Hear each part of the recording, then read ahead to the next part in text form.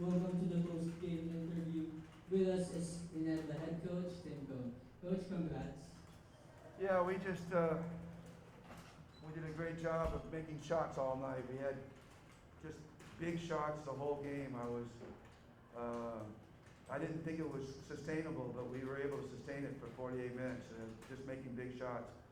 But man, Bishop, he just willed them back into the game in that second half. Just willed them back in. And we were doing everything we could, and he was knocking down threes and getting out in transition, and he was phenomenal in that second half. And that's what the great imports do. They find a way to get you back into the game.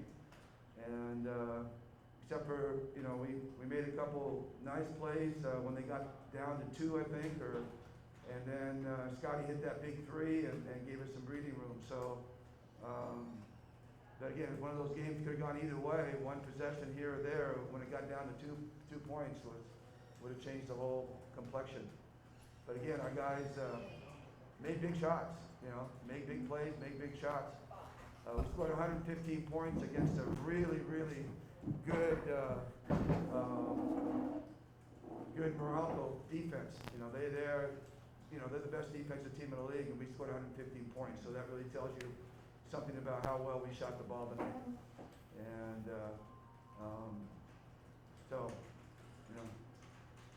I'll let you talk to him.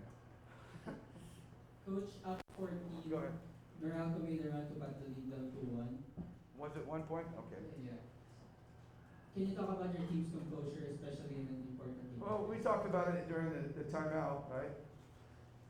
We talked about it during the timeout, keeping our poise, and slowing it down a little bit.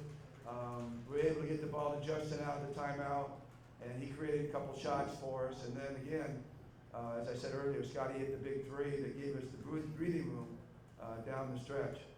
But I'm fortunate. I got a team who understands things. They've been through the wars. They're veterans. Even though Scotty's still young, but he's been through so many of these things before. They really know how to settle down, and they can think the game through. So, just really fortunate that I have a veteran team that's been doing this stuff for a while. So, they handled it extremely well. Scotty, you pulled up deep from 3.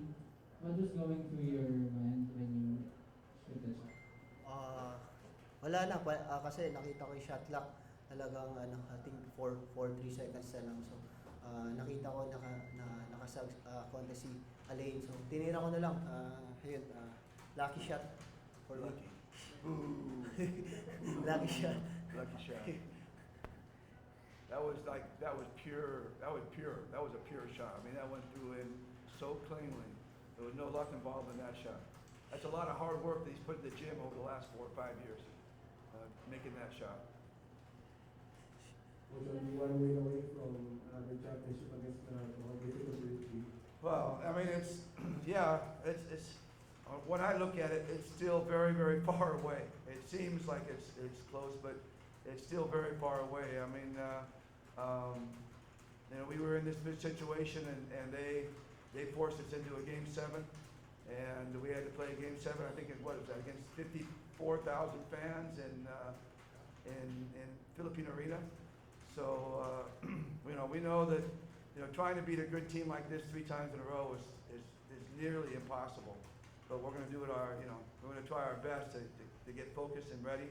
Again, it's good we have an extra day before we play on Wednesday, and I always think that's good for our team. We're playing a shortened rotation, so any break that we can get is an advantage to us. So hopefully we can recover our energy and recover our focus and get ready for Game 6.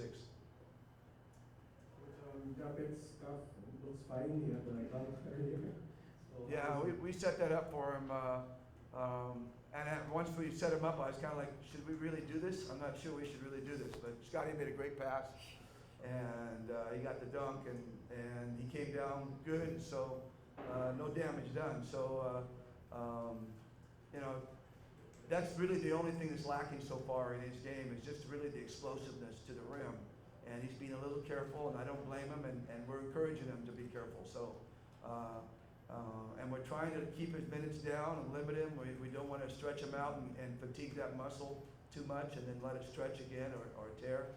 So coaching staff is doing a really good job of monitoring his minutes and letting me know how many minutes he's out there. And we've got a kind of a mental cap on how many minutes we play him. So that's what we've been doing. Sadya ba yun, Scotty? Sadya ba yun pinaliit mo kay Japet? Gaya nga ng sabi ni Coach Tim, set up play yun para kay Japet. Pero pag healthy si Japet, ganun, walang bad pass kay Japet eh. So, tapon mo lang, kukunin ni Japet yun. Hindi ka natakot, baka ma-injure ulit. Yun lang. You just got to get the ball up there, and he'll find a way to find it and get it and put it in. You know, it's like you said, there's no bad passes to Japeth when it's up towards the rim. He'll find a way to, no matter where it is, here, he'll put it down. Coach Christian made some mid-range jumpers, very crucial ones, especially in the end game. Christian made some Oh, yeah. crucial shots. Two really crucial ones. Well, you know, he's knocking down his jumper, and that is awesome because that adds a weapon to his game, and people can't just sit in the paint on him. He works really hard on his shot. You can't believe how hard he works. Comes in every practice and probably gets up 300 or 400 shots every practice, and he gets all this coaching advice on form and stuff, and so he's trying all these different things. And but it's been good. He's been listening to one voice, and that's really helped him. And then not only that jump shot, but the drive against Bishop and Newsom, wasn't it, or Bishop and somebody? Two guys I know he drove against and was able to get that shot up. And then Scotty hits the three. So yeah, big clutch moment for Christian there. Really clutch. Any more questions? With no more questions, that ends our post-game press.